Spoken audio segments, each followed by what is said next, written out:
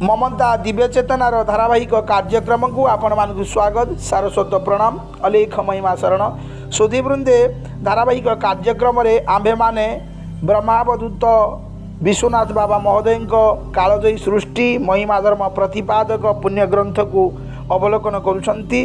आंभे माने षष्ठ उल्लास रे अछंती। आसंतु आज श्रवण करिबा गृही गुरु निषिद्ध नारद गीतारे वर्णना करा जाईछि।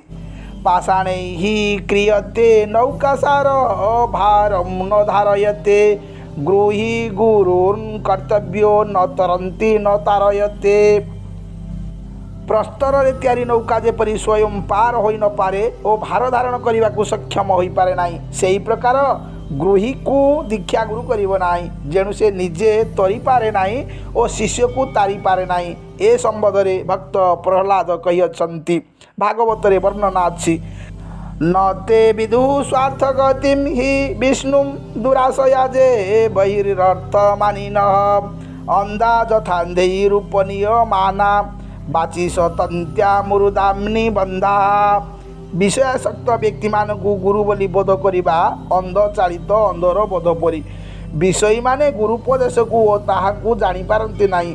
संसार क्रिया रे रत होई जो व्यक्ति ब्रह्मज्ञानी बोली परिचय दिए से चंडाल सदृश। अमनस्क विवरण रे वर्णना करा जाईछि। सांसारिक क्रियासक्त ब्रह्मज्ञ स्मृति वादिनः कर्म ब्रह्म भय भ्रष्टतम त्यजे दंत्यजम यथा।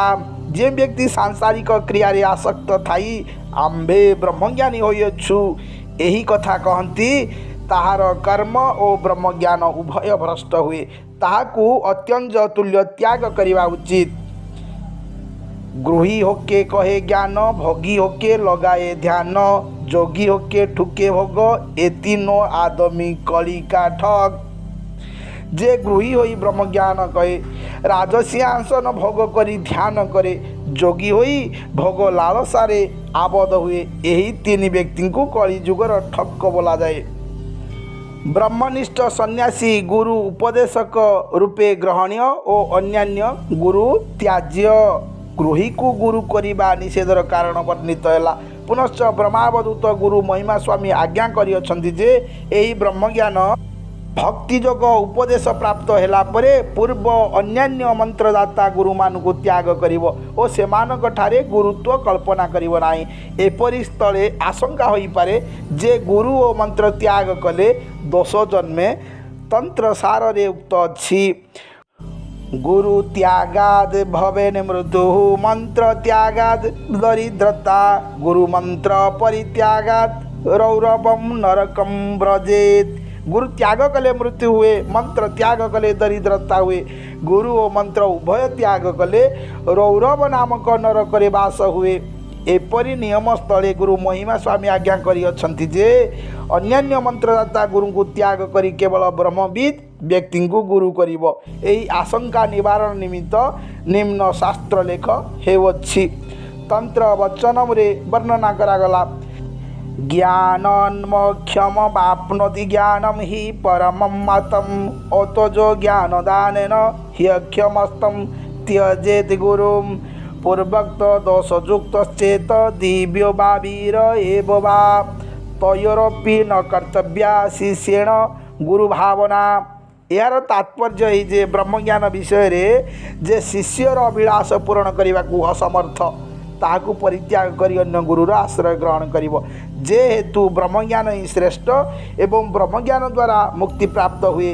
वीर भावालंबी हेउ बा दिव्य भावापन्न हेउ गुरु जदि पूर्वोक्त दोषयुक्त होइथांती ताहेले सेही गुरु ठारे आउ गुरुत्व कल्पना करिवो नाही। पुनश्च तंत्र सार रे उक्त अछि। मधुलुब्ध जथा भृंग पुष्पात् पुष्पांतरं व्रजेत ज्ञानलुब्ध तथा शिष्यो गुरुर्गुरुवांतरं व्रजेत अतएव मयसानि लक्ष्यमेकं गुरुं त्यजेत।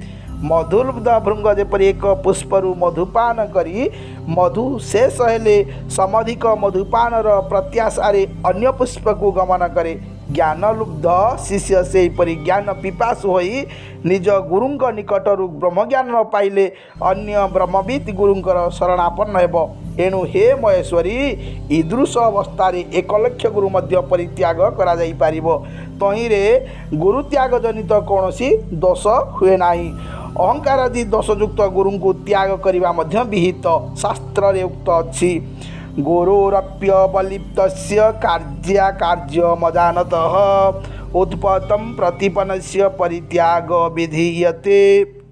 अर्थात अहंकार आदि दोषयुक्त शास्त्र विधि निषेध विषय रे अज्ञ और कुपथगामी गुरुंक परित्याग विहित अटे। कबीर साहिब दोहारे वर्णना अछि।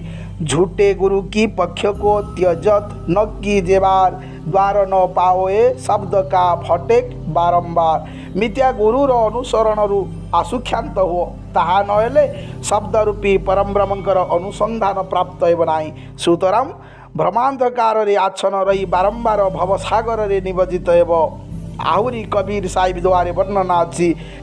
कान फुका गुरु हद का बेहद का गुरु और बेहद का गुरु जब मिले तो लागे ठिकाना ठौर।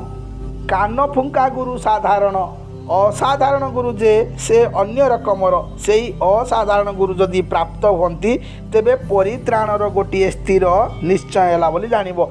वेदांत आदि शास्त्र रे गुरु शिष्यर जेपरि भाव प्रकाशित अच्छी तदनुजाई गुरुंक गुरु भाव और शिष्यर शिष्य भाव प्रकाश करिबा विहित। वृथारे लोक मानकु ठकी भंडी नाना प्रकार जंत्र मंत्र शिक्षा देई और कर्णरे मंत्र फुंकी उपदेश देई निज स्वार्थ साधन करिबा नितांत दूषणीय ओ अधपतनर कारण अटे। एही रूप उपदेश ग्रहण करिबा व्यक्ति मध्य तद्रूप अधपतित हुअन्ति। पूर्वे महर्षि सुखदेवଙ୍କ ଠାରୁ परीक्षित महाराज ज्ञानर उपदेश ग्रहण करथिले किंतु कर्ण फुका मंत्र उपदेश ग्रहण करि नथिले। ताहांक मनरे जहा संदेह थिला ताहा महर्षि सुखदेव निवारण करिवारु ताहांकु परीक्षित राजा गुरु बोली मानिले। तद्रूप राजर्षि जनक याज्ञवल्क्यंकु गुरु करथिले किंतु कान फुका मंत्र ग्रहण करि नथिले। सेहीपरि अर्जुन श्रीकृष्ण को अनेक प्रश्न कले जहिरे गीता गठित होई अछि। जेतेबेले अर्जुनकर समस्त संदेह दूर होई गला सेतेबेले से भगवान को गुरु बोली मानिले। भगवान अर्जुनकर कर्णरे फुंकी मंत्र उपदेश देई नांती। तद्रूप भक्त हनुमान को रामचंद्र कान फुंकी करी कौनसी मंत्र शुणाई नांती। हनुमान यथार्थ प्रश्न करथिले रामचंद्र यथार्थ उत्तर देई तांक अज्ञान को दूर करिबारु हनुमान रामचंद्र को गुरु बोली मानिले। सेहीपरि याज्ञवल्क्य सूर्यंक ठारू उपदेश नैथिले और नचिकेता जम राजांक ठारू आत्मविद्या को ग्रहण करथिले। सेहीपरि ब्रह्मांक ठारू महर्षि अथर्व अथर्वंक ठारू अंगिरा अंगिरांक ठारू भरद्वाज भरद्वाजंक ठारू अंगिरस एवं अंगिरसंक ठारू सौनक ब्रह्मज्ञान उपदेश ग्रहण करथिले। आउ मध्य विदुर सनत कुमारंक ठारू आत्मविद्या ग्रहण करथिले। वशिष्ठंक ठारू रामचंद्र ब्रह्मविद्या उपदेश नैथिले किंतु केही हेले पूर्व जुगरे कर्ण फुंका मंत्र उपदेश ग्रहण करि नांती। बड़ बड़ तत्ववेता वैदांतिक माने इह जुगरे बा पूर्व जुगरे शिष्य मानकर ब्रह्मजाल को छेदन कराई सेमानकु अभिलाषित आत्मविद्या उपदेश देइअछन्ति। शिष्यगण तद्रूप महात्मा मानकु गुरुपदरे वर्ण करी अभिवादन करिअछन्ति। आजिकाली जो जीविका निर्वाह रूप वंशानुगत गुरुपणिया प्रचलित होइअछि ताकु अभ्यर्थना करिबा सर्वदा अविधेय। केवल अवधूताश्रमावलंबी तत्वविधि ब्रह्मनिष्ठ गुरुंक ठारू उपदेश ग्रहण करिबा समुचित। कबीर साहिब दोहारे वर्णना करा जाइछि। कबीर जे ही गुरुते भय न मिटे भ्रांति मन की ना जाय गुरु तो यासा चाहिए जोई ब्राह्म दरसाय। हे कबीर जे गुरु ठारू मन भ्रम न जाए एवं भव भय भंजन न हुए एपरी गुरु रे प्रयोजन नाही। जे ब्रह्म को प्रदर्शन करि पारंती सेही गुरु को अन्वेषण करिबा आवश्यक। तुलसीदास कही ज्ञान कहीं अज्ञान बिना तम बिन कहीं प्रकाश निरगुण कहे जो सगुण बिनु सगुरु तुलसीदास। अज्ञानताहीन ज्ञानकता तम विहीन प्रकाश एवं सगुण रहित निर्गुण विषय जे उपदेश दे पारंती तुलसीदास कहती से होचंती गुरु।